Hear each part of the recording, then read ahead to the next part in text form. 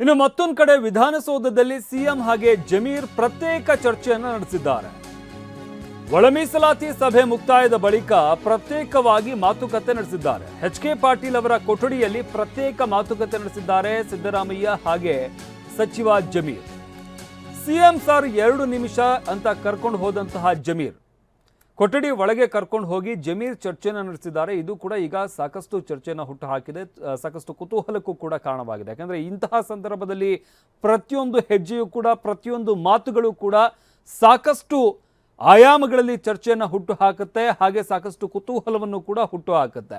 ಅದರಿಂದಾಗಿ 1-2 ನಿಮಿಷ ನಿಮ್ಮ ಹತ್ರ ಮಾತಾಡಬೇಕು ಬನ್ನಿ ಸರ್ ಅಂತ ಜಮೀರ್ ಅಹ್ಮದ್ ಅವ್ರನ್ನ ಒಳಗಡೆ ಕರ್ಕೊಂಡು ಹೋಗಿ ಮಾತನಾಡಿರುವಂಥದ್ದು ಈಗ ಸಾಕಷ್ಟು ಕುತೂಹಲವನ್ನು ಹುಟ್ಟಿಸ್ತಾ ಇದೆ. ವಿಧಾನಸೌಧದಲ್ಲಿ ಸಿಎಂ ಹಾಗೆ ಜಮೀರ್ ಪ್ರತ್ಯೇಕ ಚರ್ಚೆಯನ್ನು ನಡೆಸಿದ್ದಾರೆ. ಇನ್ನು ಒಳ ಮೀಸಲಾತಿ ವಿಚಾರಕ್ಕೆ ಸಂಬಂಧಪಟ್ಟಂತೆ ಸಭೆ ನಡೆಸಲಾಗ್ತಾ ಇತ್ತು. ಸಭೆ ಮುಕ್ತಾಯದ ಬಳಿಕ ಮುಖ್ಯಮಂತ್ರಿಗಳು ಹೊರಗಡೆ ಬರ್ತಾ ಇದ್ದ ಹಾಗೇನೆ ಜಮೀರ್ ಅವರನ್ನ ಎಚ್.ಕೆ. ಪಾಟೀಲ್ ಅವರ ಕೊಠಡಿಗೆ ಕರ್ಕೊಂಡು ಹೋಗ್ತಾರೆ. ಸಿಎಂ ಸರ್ ಬನ್ನಿ 1-2 ನಿಮಿಷ ಮಾತಾಡಬೇಕು ನಿಮ್ಮ ಜೊತೆ ಅಂತ ಹೇಳ್ಕೊಂಡು ಅವ್ರನ್ನ ಕರ್ಕೊಂಡು ಹೋಗ್ತಾರೆ ಜಮೀರ್. ಕೊಠಡಿಯ ಒಳಗಡೆ ಕರ್ಕೊಂಡು ಹೋಗಿ ಜಮೀರ್ ಹಾಗೆ ಸಿಎಂ ಚರ್ಚೆನ ನಡೆಸಿದ್ದಾರೆ. ಈ ಚರ್ಚೆ ಈಗ ಸಾಕಷ್ಟು ಕುತೂಹಲ ಹಾಗೆ ಬೇರೆ ಬೇರೆ ಆಯಾಮಗಳಲ್ಲಿ ಚರ್ಚೆಯನ್ನು ಕೂಡ ಹುಟ್ಟು ಹಾಕ್ತಾ ಇದೆ.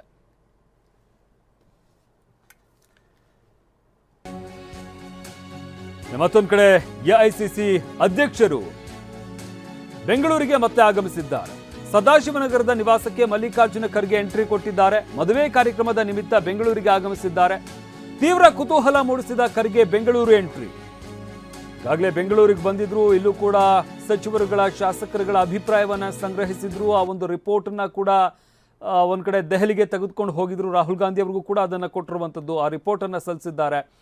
ಅದಾದ ನಂತರ ಅವರು ಏನ್ ನಿರ್ಧಾರ ತೆಗೆದುಕೊಳ್ತಾರೆ, ರಾಹುಲ್ ಗಾಂಧಿ ಏನು ಸೂಚನೆ ಕೊಟ್ಟಿದ್ದಾರೆ, ಅದಕ್ಕೆ ಎಐಸಿಸಿ ಅಧ್ಯಕ್ಷರು ಯಾವ ರೀತಿಯಾದಂಥ ನಿರ್ಧಾರವನ್ನು ತೆಗೆದುಕೊಳ್ತಾರೆ, ಇದೆಲ್ಲವೂ ಕೂಡ ತೀವ್ರ ಕುತೂಹಲವನ್ನು ಮೂಡಿಸಿರುವಂಥದ್ದು. ಒಂದು ರೀತಿಯಾಗಿ ಖರ್ಗೆ ಅವರ ನಿವಾಸ ಈಗಾಗಲೇ ಪವರ್ ಸೆಂಟರ್ನಂತೆ ಆಗಿರುವಂಥದ್ದನ್ನು ಕೂಡ ಗಮನಿಸ್ತಾ ಇದ್ದೀವಿ.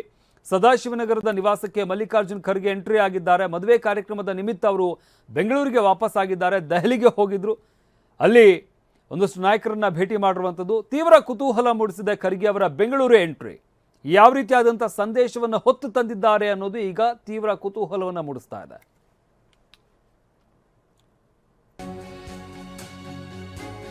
ನನಗೂ ಪ್ರಧಾನಿ ಸಿಎಂ ಆಗಬೇಕು ಎನ್ನುವ ಆಸೆ ಇದೆ, ತಮಾಷೆ ಅಲ್ಲ, ಗಂಭೀರವಾಗಿ ಹೇಳ್ತಾ ಇದ್ದೇನೆ ಅಂತ ರಾಯರೆಡ್ಡಿ ಹೇಳಿದ್ದಾರೆ.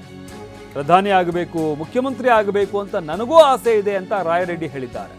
ಸಿಎಂ ಆರ್ಥಿಕ ಸಲಹೆಗಾರ ಬಸವರಾಜ ರಾಯರೆಡ್ಡಿ ಹೇಳಿಕೆ ನೀಡಿದ್ದಾರೆ. ಆಸೆಗಳು ಯಾರಿಗಿರಲ್ಲ ಹೇಳಿ, ನಮ್ಮೆಲ್ಲ ಆಸೆಗಳು ಈಡೇರುತ್ತಾ ಅಂತ ಪ್ರಶ್ನೆಯನ್ನ ಕೂಡ ಮಾಡಿದ್ದಾರೆ ಸಂದರ್ಭದಲ್ಲಿ. ಸಿಂಪಲ್ ರನ್ ಮಾಡ್ತಾ ಇದ್ದಾರೆ ಅಂದ್ರೆ ಅವ್ರಿಗೆ ದೇವರ ಮೇಲೆ ಅಪಾರವಾದಂತ ನಂಬಿಕೆ ಇದೆ. ಯಾರಿಗೆ? ತಪ್ಪೇನಿದೆ? ನಿಮ್ಗೂ ದೇವ್ರ ಮೇಲೆ ನಂಬಿಕೆ ಇದ್ರೆ ನೀವು ದೇವಸ್ಥಾನಕ್ಕೆ ಹೋಗ್ರಿ.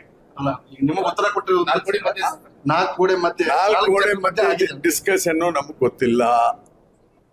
ಅದಕ್ಕೆ ನಾನು ಸ್ಪಷ್ಟವಾಗಿ ಮೊನ್ನೆ ಹೇಳಿದ್ದೇನೆ, ಏನು ನಮ್ಮ ಶಾಸಕಾಂಗ ಪಕ್ಷದಲ್ಲಿ ಅಬ್ಸರ್ವರ್ಸ್ ಬಂದಿದ್ರು ಪಾರ್ಟಿ ಕಡೆಯಿಂದ, ಅವ್ರು ಏನ್ ಡಿಕ್ಲೇರ್ ಮಾಡಿದ್ರೆ ಆ ವಿಚಾರ ಕೊಟ್ಟಿದ್ದೇನೆ. ಪಕ್ಷದಲ್ಲಿ ಏನು ಗೊಂದಲ ಇಲ್ಲ. ಡಿ.ಕೆ. ಶಿವಕುಮಾರ್ ಹೇಳಿದಾರ ನಾನು ಮುಖ್ಯಮಂತ್ರಿ ಆಗ್ತೇನೆ ಅಂತ ಹೇಳಿ?